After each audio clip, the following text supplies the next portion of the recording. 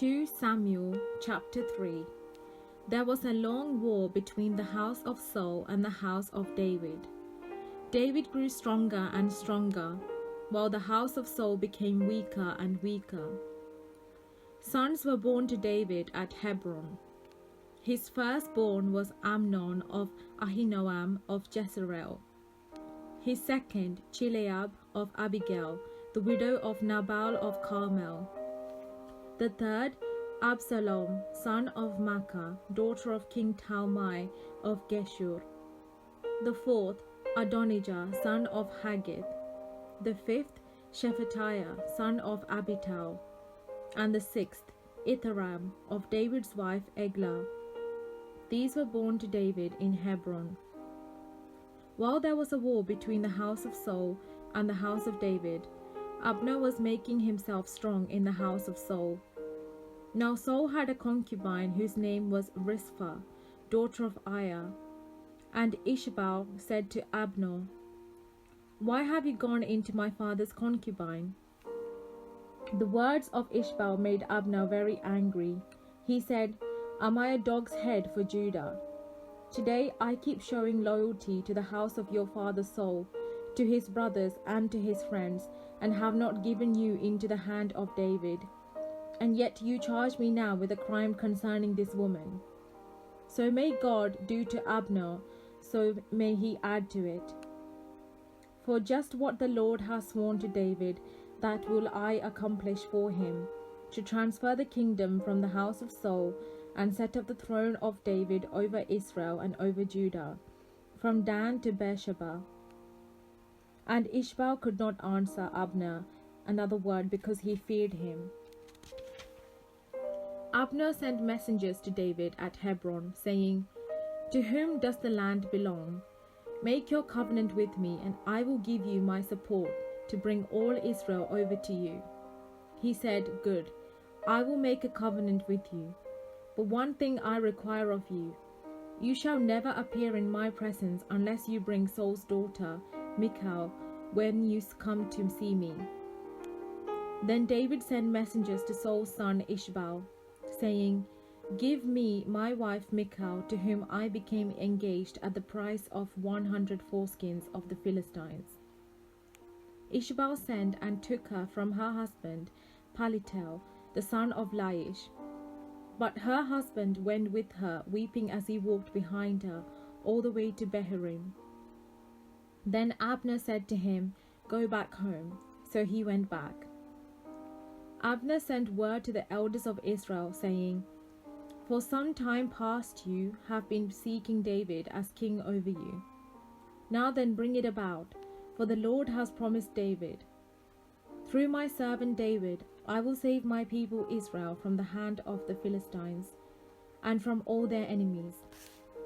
Abner also spoke directly to Benjaminites.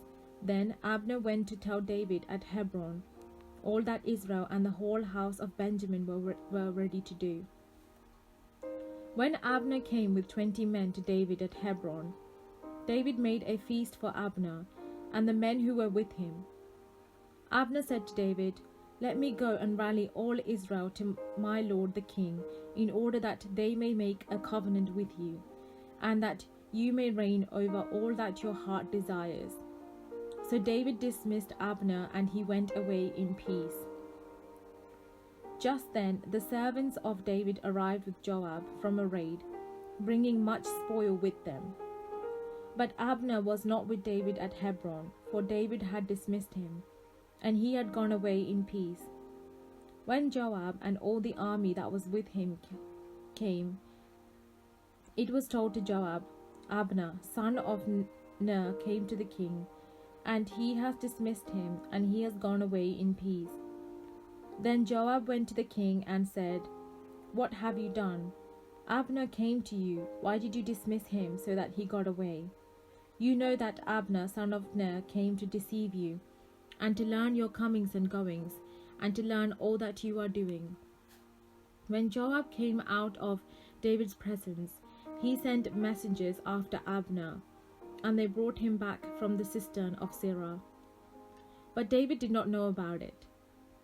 When Abner returned to Hebron, Joab took him aside in the gateway to speak with him privately, and there he stabbed him in the stomach. So he died for shedding the blood of Asahel, of Joab's brother. Afterward, when David heard of it, he said, I and my kingdom are forever guiltless before the Lord for the blood of Abner, son of Ner. May the guilt fall on the head of Joab and all his father's houses, and may the house of Joab never be without one who has a discharge, or who is leprous, or who holds a spindle, or who falls by the sword, or who lacks food. So Joab and his brother Abishai murdered Abner, because he had killed their brother Asahel in the battle at Gibeon. Then David said to Joab and to all the people who were with him, Tear your clothes and put on sackcloth and mourn over Abner. And King David followed the bier. They buried Abner at Hebron. The king lifted up his voice and wept at the grave of Abner, and all the people wept. The king lamented for Abner, saying, Should Abner die as a fool dies? Your hands were not bound, your feet were not fettered. As one falls before the wicked, you have fallen. And all the people wept over him again. Then all the people came to persuade David to eat something while it was still day. But David swore, saying, So may God do to me and more, if I taste bread or anything else before the sun goes down. All the people took notice of it, and it pleased them, just as everything the king did pleased all the people. So all the people and all Israel understood that day that the king had no part in the killing of Abner, son of Ner. And the king said to his servants, Do you not know that a prince and a great man has fallen this day in Israel? Today I am powerless, even though the anointed king, these men, the sons of Zeruiah, are too violent for me. The Lord pay back the one who does wickedly in accordance with his wickedness. This is the word of the Lord.